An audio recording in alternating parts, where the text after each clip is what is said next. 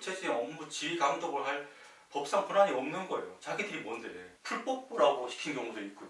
또 뭐 쓰레기 분리수거 관리 이런 것들.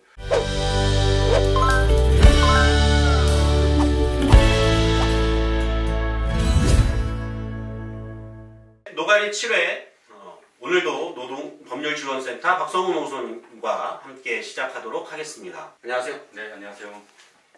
오늘은 상담 사례 대신 최근 이슈가 되고 있는 아파트 경비 노동자에 관해서 법률적인 내용을 한번 살펴보려고 합니다. 노무사님은 좀 어떻게 보셨나요? 네, 정말 안타깝고 또 한편으로는 분노하게 되는 그런 사건이 발생했는데요. 우리 사회의 가장 노동법 사각지대에 있는 대표적인 비정규직이 경비 노동자라고 할 수 있습니다. 그래서 이번 기회에 한번 이 경비 노동자들이 처해 있는 현실을, 노동 환경을 좀 법적으로 한번 살펴보는 것도 좋을 것 같습니다. 아파트 경비원이 입주민에게 코뼈가 부러질 정도로 이번 폭행을 사건과 당하고 관련해 노동자 단체는 가해자 처벌과 재발 비닐을 버리지 말라고 말리던 경비원을 70대 해당 사건을 수사 중인 강북경찰서는 시간 근무에 입주민들의 갑질은 출국 금지 일상입니다. 하지 않 경비 노동자 분들이 겪고 있는 문제 가장 크게 뭘까요? 아까 사각지대라고 얘기하셨는데. 네, 무엇보다도 여러 가지 이 부당한 노동 조건과 어떤 근무 환경의 어떤 토대 밑바탕에는 이분들이 고용이 불안하다는 이 비정규직이라는 문제가 핵심적으로 자리 잡고 있다, 이렇게 볼 수 있을 것 같습니다. 일단 대부분 용역업체 소속인 거죠? 그 고 최희섭님 같은 경우에는 자치관리더라고요, 그 아파트가. 그래서 이건 아주 이례적인 경우인데요. 대부분은 용역업체 소속인 거죠. 즉 이제 아파트 입주자 대표회의, 줄여서 입대회의라고 하는데요. 입대회의 소속이 아닌 거죠. 그래서 첫 번째 문제가 뭐냐면 이렇게 법상 사용자는 이 경비업체, 용역업체인 거예요. 사실은 주민들이나 입대회의가 경비 노동자들에 대해서 구체적인 업무 지휘 감독을 할 법상 권한이 없는 거예요. 자기들이 뭔데. 그래서 일단 그 부분부터 법적인 권한이 없다라고 하는 그런 부분부터 먼저 좀 정확하게 인식할 필요가 있을 것 같습니다. 입주민이 경비 노동자한테 이것저것 일 시키면 안 된다는 이런 얘기인 거죠? 그렇죠. 원칙적으로는 뭐 업무 지시할 게 있다 그러면 용역업체 또는 그 용역업체를 대표해서 현장에 나와 있는 관리소장에게 협조 요청을 하는 이런 방식에 하는 것이 원칙입니다. 경비부 노동자분들은 대부분 이제 계약직으로 있는 거죠? 그렇죠. 두 번째 문제가 이제 그 부분입니다. 대부분은 이제 1년 계약직 또는 심지어 3개월, 6개월 이렇게 단기 근로 계약인 경우도 많이 있습니다. 이른바 비정규직법, 계약직을 쓸 수 있는 최대 사용 기한은 2년입니다. 그런데 만 55세 이상은 또 예외로 두고 있어요. 대부분 경비 노동자분들은 고령이지 않습니까? 네네. 무제한으로 사실은 계약직을 쓸 수 있다고 하는 거고요. 요 용역 계약 기간에 맞춰가지고 근로 계약 기간을 두고 있는 문제, 이런 경우도 참 많이 있죠. 용역업체 소속의 계약직, 고용이 완전히 불안한 상태인가요?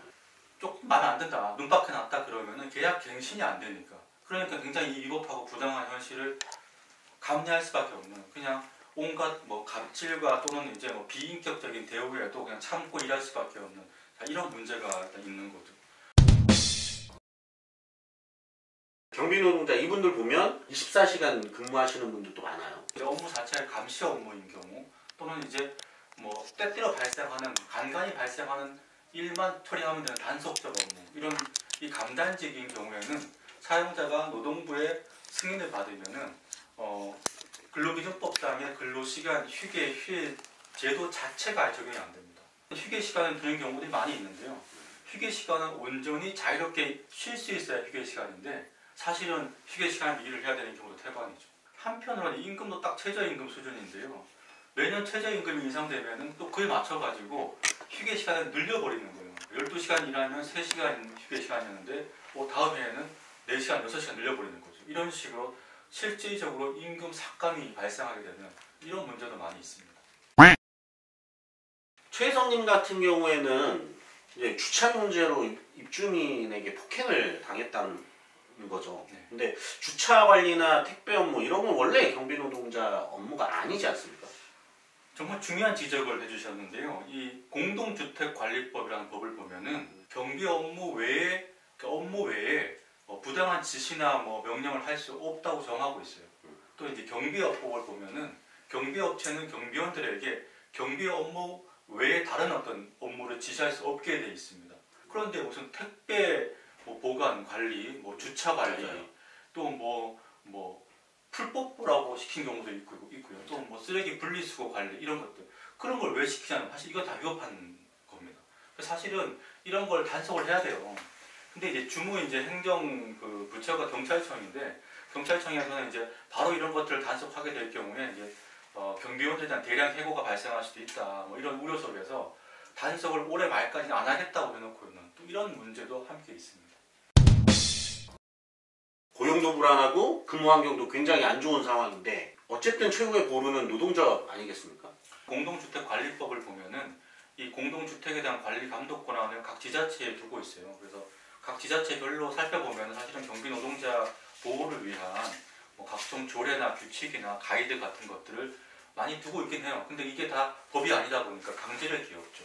그러다 보니 사실은 이 경비 노동자들의 노동 조건을 개선하고 권익 신장을 위해서는 단결해서 노동조합을 통해서 뭔가 방법을 찾아보는 사실 이게 유일한 방법이 아닐까 하는 생각을 합니다. 네.